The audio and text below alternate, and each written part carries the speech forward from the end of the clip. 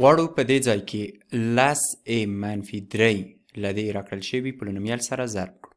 د دې لپاره چې په دې باندې وتوانیږو او وکولی شو چې دا سره ضرب کړو، نو لومړی باید دا 10a واخلو او په دې ټول پولینومیل کې ضرب کړو په داسې ډول سره، او بیا وروسته له دې څخه -3 واخلو او په دې ټول راکړل شوي پولینومیل کې ضرب کړو.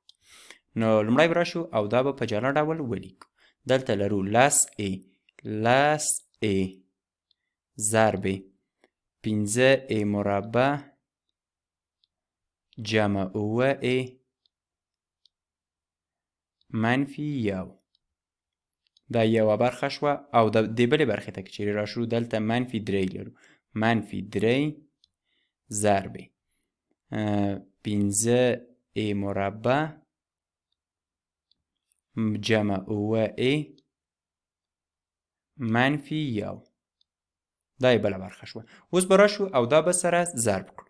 ښه، که چیرې 10a له 15a مربع سره ضرب کړو، نو دا ځای به 50a په تواندې 3 شي. 10a ضرب 9a علامه مثبت ده، مثبت 10 په 9 کې 9a مربع، او 10a ضرب -1 منفي 10a بشي.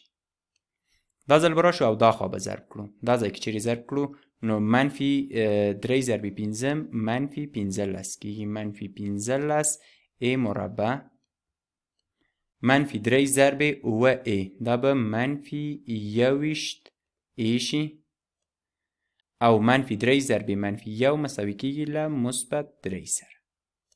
ښه، اوس به راشو او همدا ځای به لږ څه ساده کړو. ورته حدونه به یو له بله سره یو ځای کړو. که چیرې وګورو په دې ځای کې موږ بل a مکعب یا a په تواندې 3 نه لرو، نو دا به پخپله ولیکو. ولیکو 50a په تواندې 3.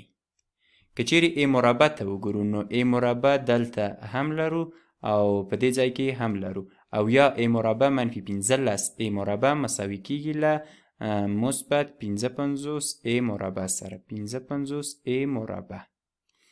او a ته که چیرې وګورو، نو په دې ځای کې هم -10a لرو او په دې ځای کې -21a لرو.